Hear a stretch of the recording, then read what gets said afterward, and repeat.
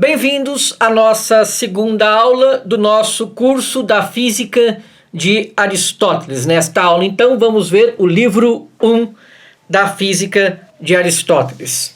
O livro 1 discute a abordagem científica da natureza e do mundo das coisas moventes e mutantes, além das doutrinas dos filósofos naturais pré-socráticos, em particular de Parmênides. Os tópicos incluem observação fiel da natureza e rigor no método, uma discussão sobre como seus antepassados viviam a natureza e os elementos básicos do movimento. Os elementos do movimento ou categorias do movimento são uma propriedade, uma privação, que é denominada por seu oposto, que é a forma, com ambos fazendo parte de uma essência imutável, que é o substrato, né, ou a matéria, né, ou a substância, os quais não desaparece ao longo da mudança. A abordagem de Aristóteles para o mundo consiste em partir dos aspectos mais gerais do mundo sensível antes de prosseguir com aspectos mais específicos. O conceito aristotélico de matéria não é o conceito que nós temos hoje, aquele conceito ensinado pela física moderna, né? Então não é tudo aquilo que ocupa um lugar no espaço. Na física, Aristóteles define a matéria desta maneira. Diz assim ele: chamo matéria ao substrato primeiro em cada coisa, aquele constitutivo interno e não acidental, do qual algo a partir do qual algo vem a ser.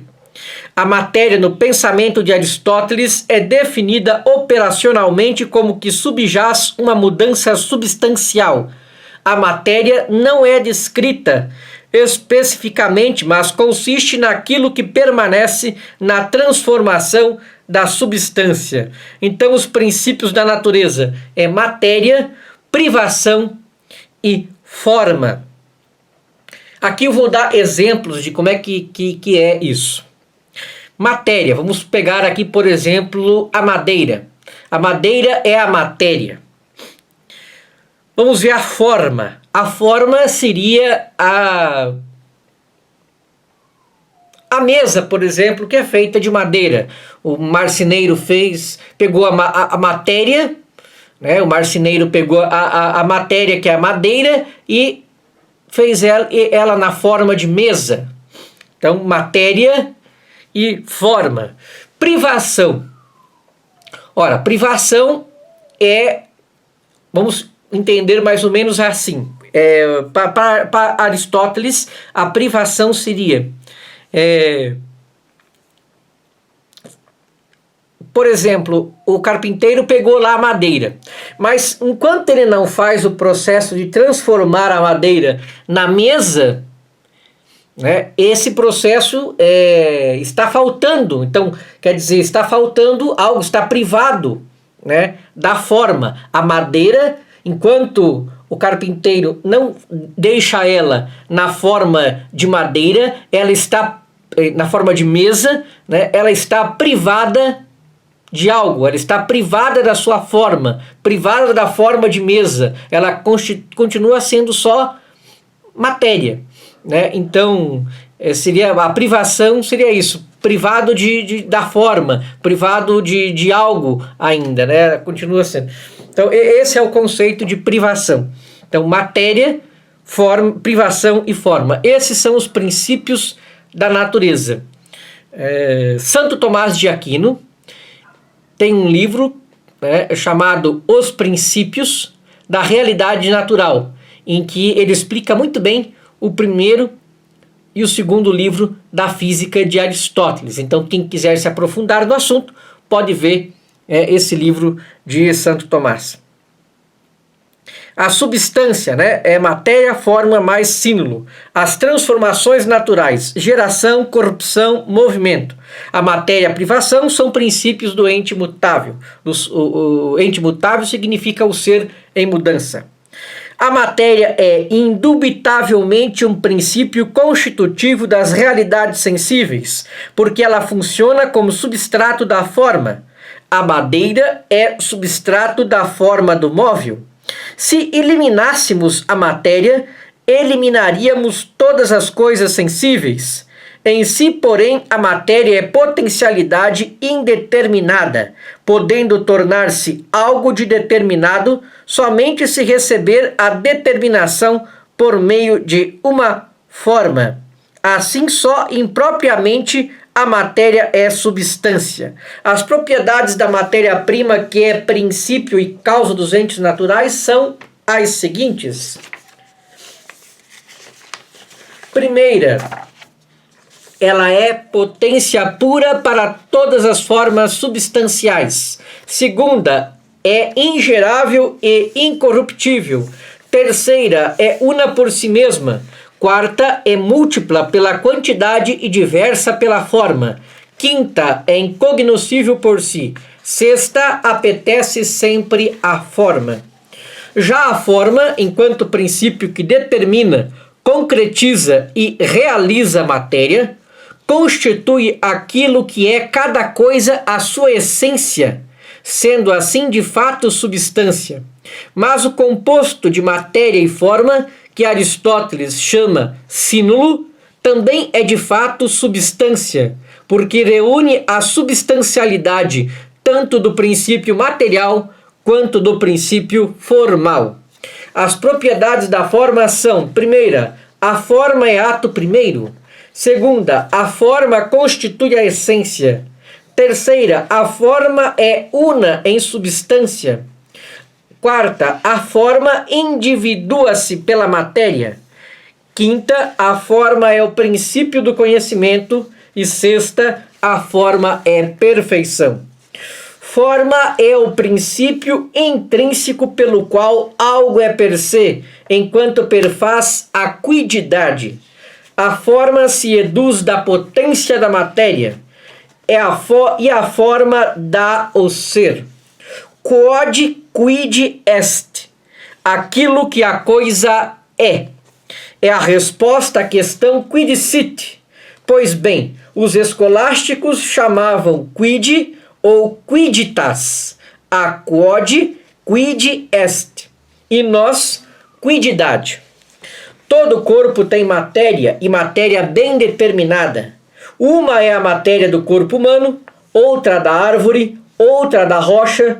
Perguntamos então, de onde vêm as diferenças que existem entre as diversas matérias? Não vem da matéria como tal, pois esta é inerte ou passiva. Ela pode ser sujeito de diversas transformações.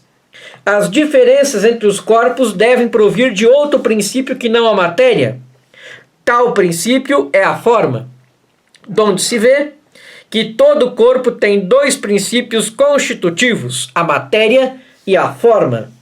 A matéria e a forma se comportam como potência e ato.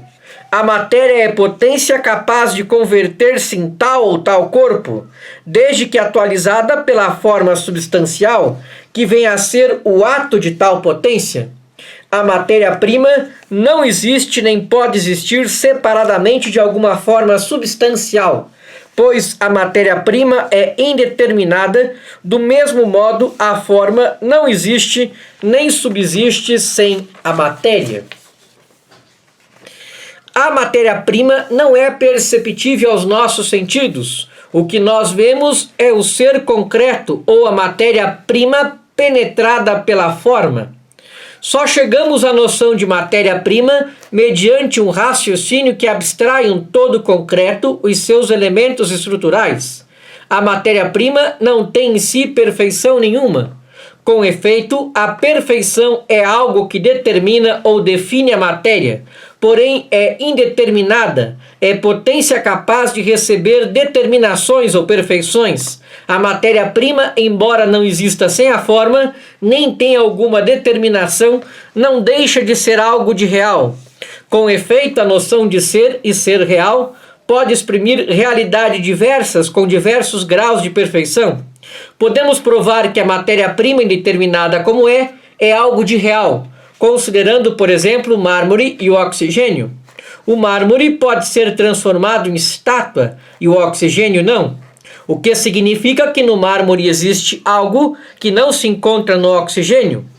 A noção de pura potência indeterminada, mas real, pareceu inaceitável a pensadores da filosofia analítica e a outros, como Boaventura, Duns Scotus e Suarez. Em consequência, atribuíram à matéria-prima real uma atualidade completa.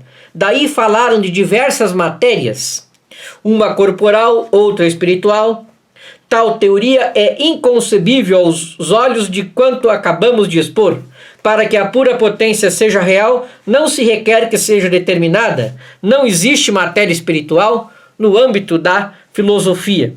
A existência de muitos indivíduos numa espécie só pode ser explicada se admitirmos em cada indivíduo dois princípios complementares, a potência e a forma. A forma é por si mesma universal. Para que a forma se possa realizar em dois ou mais indivíduos distintos, é preciso que nesses indivíduos haja um princípio potencial que a receba e a limite. Como a potência recebe o ato, a individuação, portanto, se deve não à forma, mas à matéria, esta dotada de quantidade, isto é, de dimensões e de finitude. Limita e restringe a forma, dando-lhe a sua individualidade. Essa matéria-prima é pura potência, não pode ter alguma atualidade, porque ela apenas divide e multiplica uma perfeição que ela deixa intacta como perfeição. A privação, então, é a carência mesma da forma na matéria ou sujeito. Elemento é aquilo de que primeiramente se compõe uma coisa permanecendo nela. O elimorfismo, o ilemorfismo, designa a teoria segundo a qual a essência dos corpos resulta na união de dois princípios ditos matéria e forma. Então, este os principais conceitos aí da principal doutrina sobre a matéria e forma em Aristóteles. Muito obrigado pela sua atenção e até nossa próxima aula, no qual vamos estudar o segundo livro da física.